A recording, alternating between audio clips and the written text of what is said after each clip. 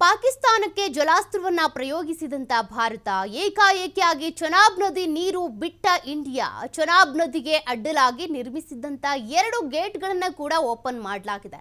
ನೋಡಿ, ಈಗಾಗಲೇ ಇತ್ತೀಚೆಗಷ್ಟೇ ಇದೇ ರೀತಿಯಾದಂತ ಒಂದು ಪ್ರಯೋಗವನ್ನ ಭಾರತ ಮಾಡಿತ್ತು.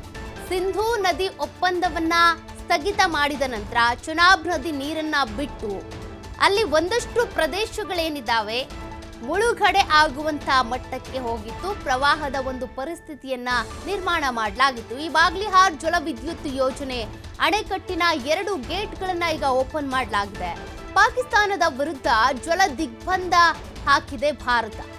ಜಮ್ಮು ಮತ್ತು ಕಾಶ್ಮೀರದಲ್ಲಿ ಧಾರಾಕಾರ ಮಳೆ ಆಗ್ತಾ ಇರೋದ್ರಿಂದ ನೀರಿನ ಮಟ್ಟ ಹೆಚ್ಚಾಗಿದೆ. ಹೀಗಾಗಿ 2 ಗೇಟ್ ಅನ್ನ ತೆರೆದಿದೆ ಭಾರತ.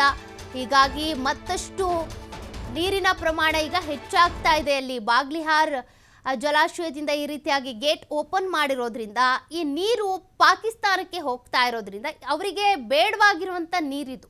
ಸಿಂಧೂ ನದಿಯ ನೀರು ಬೇಕಾಗುತ್ತೆ, ಕಾರಣ ಕುಡಿಯೋ ನೀರಿನ ಅವಶ್ಯಕತೆಗಾಗಿ ಪೂರೈಸೋದಕ್ಕೆ, ಮತ್ತೊಂದು ಕೃಷಿ ಚಟುವಟಿಕೆಗಳಿಗೆ, ಅದೇ ರೀತಿಯಾಗಿ ಅವರಿಗೆ ಇನ್ನೇನೇನಕ್ಕೆ ಬೇಕೋ ಅದೆಲ್ಲದಕ್ಕೂ ಕೂಡ ಸಿಂಧೂ ನದಿ ನೀರನ್ನು ಬಳಸ್ಕೊಳ್ತಾರೆ. ಬಟ್ ಇದು ಬಾಗ್ಲಿಹಾರ್ ಜಲಾಶಯದಿಂದ ನೀರನ್ನು ಬಿಟ್ಟರೆ ಅಲ್ಲಿ ಇರುವಂಥ ಒಂದಷ್ಟು ಪ್ರದೇಶಗಳಲ್ಲಿ ಈ ರೀತಿ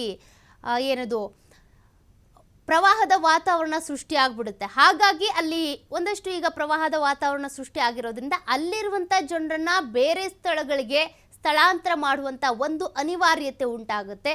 ಅಲ್ಲಿನ ಜನರೇ ಪಾಕಿಸ್ತಾನದ ಪ್ರಧಾನಿಯನ್ನ ಶರೀಫ್ ಅವ್ರನ್ನ ಒಪ್ಕೊಳ್ಳೋದಕ್ಕೆ ರೆಡಿ ಇಲ್ಲ. ಕಾರಣ, ನೀವು ತೆಗೆದುಕೊಳ್ತಾ ಇರುವಂಥ ಉದ್ದಟತನ, ತಪ್ಪು ನಿರ್ಧಾರಗಳಿಂದಾಗಿ ಭಾರತ ಈ ರೀತಿಯಾಗಿ ಅಟ್ಯಾಕ್ ಮಾಡ್ತಾ ಇದೆ, ಭಾರತ ಈ ರೀತಿಯಾಗಿ ರಾಜತಾಂತ್ರಿಕ ನಿರ್ಧಾರಗಳನ್ನು ತೆಗೆದುಕೊಳ್ತಾ ಇದೆ, ನಿಮ್ಮಿಂದಾಗಿ ಜನಸಾಮಾನ್ಯರು ಕಷ್ಟಕ್ಕೆ ಸಿಲುಕಾಕೊಳ್ಬೇಕಾಗ್ತಾ ಇದೆ ಅಂತ.